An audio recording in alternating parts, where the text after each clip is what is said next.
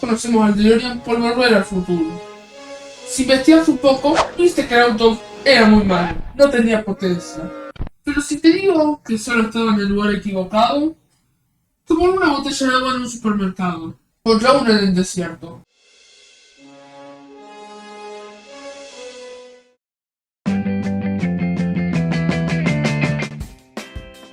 El acero inoxidable de las puertas de la gaviota, hubo un hombre que quiso desafiar a toda la industria automotriz. Su nombre era John DeLorean, hijo de inmigrantes húngaros, criado en un barrio obrero de Detroit. DeLorean no había nacido rodeado de lujo, nació rodeado de fábricas, humo y motores. Desde joven mostró algo raro para ese ambiente. No solo entendía los autos, quería cambiarlos. En los años 50 entra a trabajar para la General Motors, la empresa más poderosa del mundo motor. Y ahí empieza su ascenso meteórico. En Pontiac, DeLorean hace algo que parecía imposible: convertir una marca aburrida en una marca deportiva. En 1964, sin permiso oficial, viaja un motor enorme con un auto mediano. Así nace el Pontiac GTO. Sin saberlo, acababa de inventar el concepto de Mastercard, pero DeLorean no era un ejecutivo común.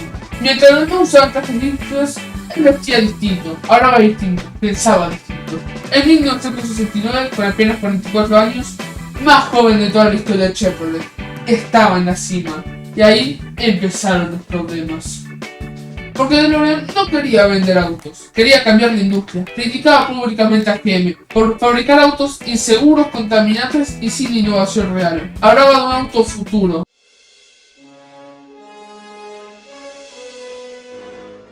En 1963, de manera inesperada, John DeLorean renuncia, oficialmente por diferencias personales, extraoficialmente porque se había convertido en un problema demasiado grande. En una época donde el diseño mandaba, DeLorean puso una palabra en el centro de todo: ética. Él creía que un fabricante tenía una responsabilidad directa con la vida de quienes manejaban sus autos, y para demostrarlo iba a romper todas las reglas. En 1964 presenta su primer concepto, el DSV, DeLorean Safety Vehicle. Zona de deformación avanzada, chasis diseñado para absorber impactos, motor central, una estructura pensada para sobrevivir a choques severos. Pero había algo más radical: la carrocería no iba a ser de acero pintado, iba a ser de acero inoxidable. En los años 70 ningún fabricante haría algo así. El acero inoxidable no se oxidaba, no necesitaba pintura y podría durar décadas, pero también era caro, difícil de trabajar y prácticamente imposible de reparar. Para DeLorean eso no importaba, el auto no iba a verse bonito por 5 años, debería verse perfecto para toda la vida. Y después estaban las puertas, no puertas normales, no puertas deportivas. DeLorean quería puertas de alas de gaviota, como el Mercedes 300 SL, no por estética, sino por seguridad. Según sus cálculos, en un choque lateral, las puertas hacia arriba permitían salir del auto, aunque los costados estuvieran aplastados. Era una idea hermosa y completamente irreal para un fabricante nuevo. Pero DeLorean no estaba solo. Consiguió apoyo de ingenieros brillantes, entre ellos Bill Collions, su mano derecha en Pontiac. Y más tarde, algo clave: la ayuda de Lotus. Lotus se encargaría de transformar ese sueño idealista en un auto que realmente se pudiese fabricar. Y ahí comenzaba el verdadero producto. Porque una cosa era diseñar el auto perfecto en el papel, y otra muy distinta es construirlo en la vida real. El motor central desaparece, la seguridad se simplifica y el auto moral empieza a convertirse en un compromiso. Un auto deportivo inoxidable, con puertas de gaviota, diseñado por Giuliano, pensado para ser distinto a todo. El problema es que una idea imposible necesitaba algo más que una genialidad. Necesitaba una empresa, necesitaba una fábrica y sobre todo necesitaba muchísimo dinero. Tener una idea revolucionaria es difícil, pero hay algo todavía más difícil: convertir esa idea en una empresa real. Cuando John DeLorean decide construir su propio auto, no solo abandona General Motors, abandona la seguridad, el poder y el respaldo de la empresa más grande del mundo. Ahora estaba solo, con un diseño imposible y sin fábrica donde poder construirlo. DeLorean empieza una gira por Estados Unidos y Europa buscando inversores. Prometía un auto distinto, un auto ético, y al principio funcionaba. Consigue millones de dólares. Figuras importantes de Hollywood, banqueros, fondos de inversión, todos quieren ser parte del auto de mañana. Pero había algo grave. DeLorean sabía diseñar autos, pero no dirigir una empresa. Para fabricar un auto necesitaba una planta, y ahí es donde aparece una oferta inesperada. No de Estados Unidos, no de Alemania, sino de un lugar completamente distinto, Irlanda del Norte. En los años 70, Irlanda del Norte estaba sumida en una crisis profunda. Desempleo masivo, violencia política constante, y un gobierno británico desesperado por crear puestos de trabajos. Cuando DeLorean aparece con su proyecto, el Reino Unido da una oportunidad perfecta.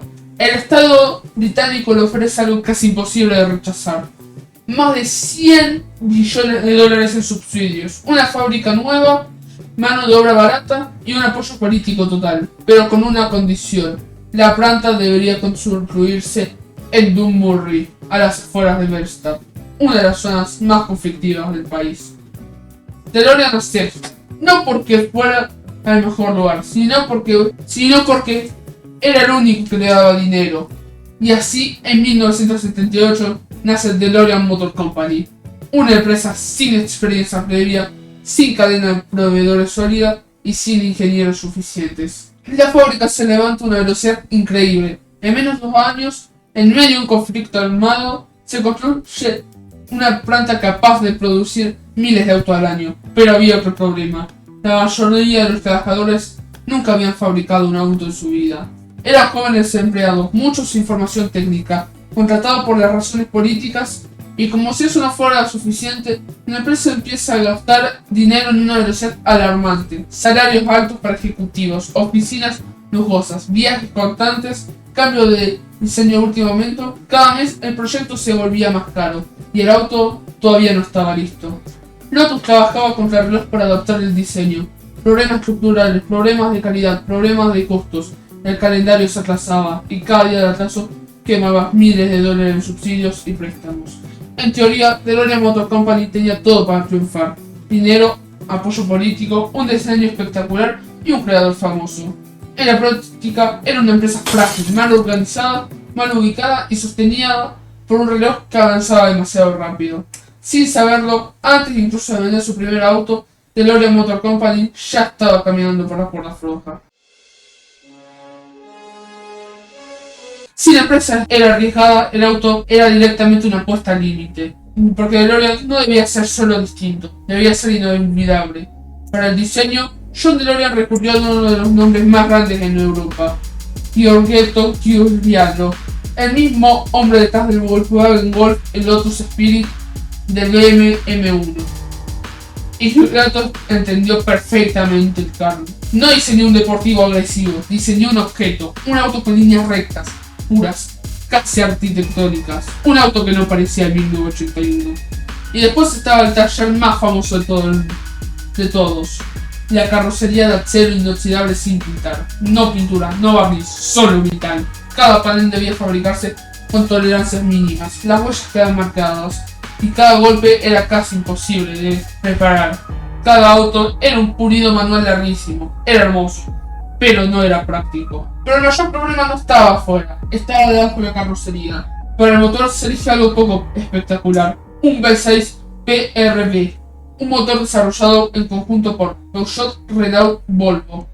Un V6 de 2.8 litros, con apenas 130 caballos, en una época donde un Corvette superaba los 200. El resultado era incómodo. El DeLorean parecía un superauto, pero aceleraba como un sedán familiar rápido, de 0 a 100 en más de 9 segundos. Velocidad máxima cercana a los 175 km por hora.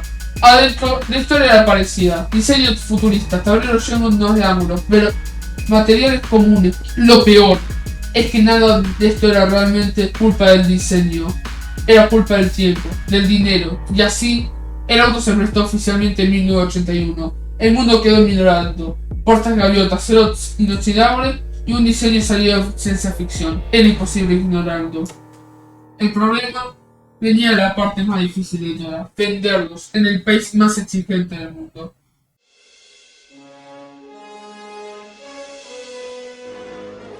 Después de años de promesas, retrasos y millones gastados, el DMC-2 llegaba al mercado más importante de todos, Estados Unidos.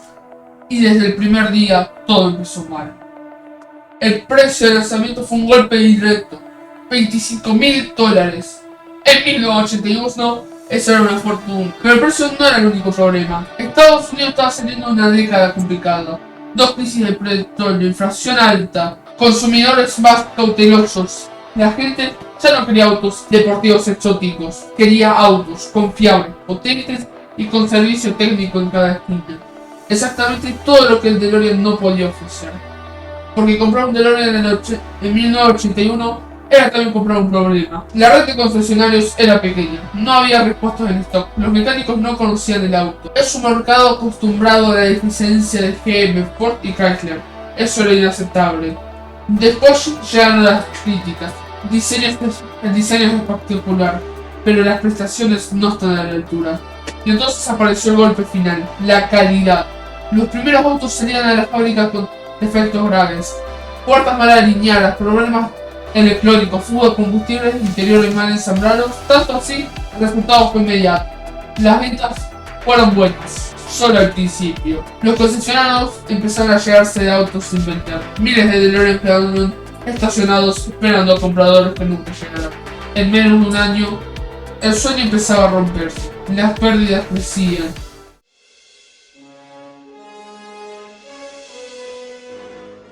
El fracaso del DeLorean en Estados Unidos fue brutal, pero hay una pregunta que casi nadie se hizo en ese momento. ¿Y si el problema no era el auto, sino el lugar donde se intentó venderlo? Porque curiosamente todo en el DeLorean parecía pensado para Europa. El mercado europeo era muy distinto al americano. En Europa, los deportivos no se medían por potencia, se valoraba el diseño, la ingeniosidad, la exclusividad y sobre todo el carácter. Autos como el Lotus Spirit, el Alpine A310, el Porsche 924 o BMW C35 no eran monstruos de potencia, eran autos elegantes, ligeros y equilibrados. Exactamente el tipo de categoría donde el DeLorean podía trabajar. Digamos los números. Con 130 caballos, el DeLorean estaba lejos en un superauto, pero estaba muy cerca de muchos GTs europeos de la época. Un Porsche 924 básico ofrecía cifras similares. Además, el diseño del DeLorean era profundamente europeo. No era musculoso como un Corvette, no era agresivo como un Camaro, era limpio, geométrico, minimalista. Un diseño salido directamente de los estudios italianos. Un auto que en Estados Unidos parecía frío, en Europa parecía sofisticado. Y después estaba el tamaño. El DeLorean no era grande, no era ancho, no era pesado para los estándares europeos.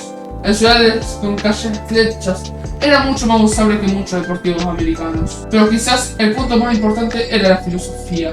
En Europa, la idea de un auto diferente no era el problema, era un valor. Marcas como Citroën habían construido su identidad precisamente haciendo cosas raras.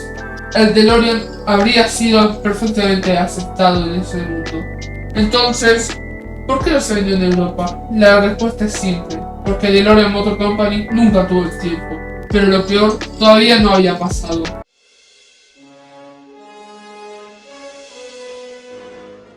A mediados de 1982, DeLorean Motor Company ya no estaba en problemas, estaba agonizando. Y en febrero de 1982 se termina la producción. Pero el verdadero golpe todavía no había llegado.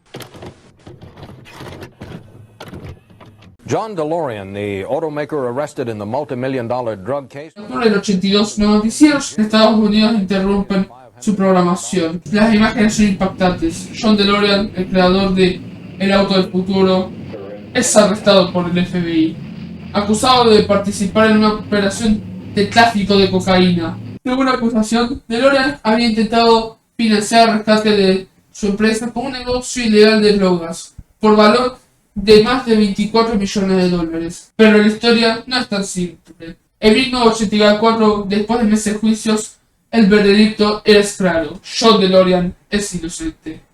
Pero aún así, lo había perdido todo. Pero curiosamente, cuando todo parecía haber terminado, cuando el DeLorean había sido sinónimo de fracaso, el destino tenía algo preparado. Un último giro inesperado: volver al futuro.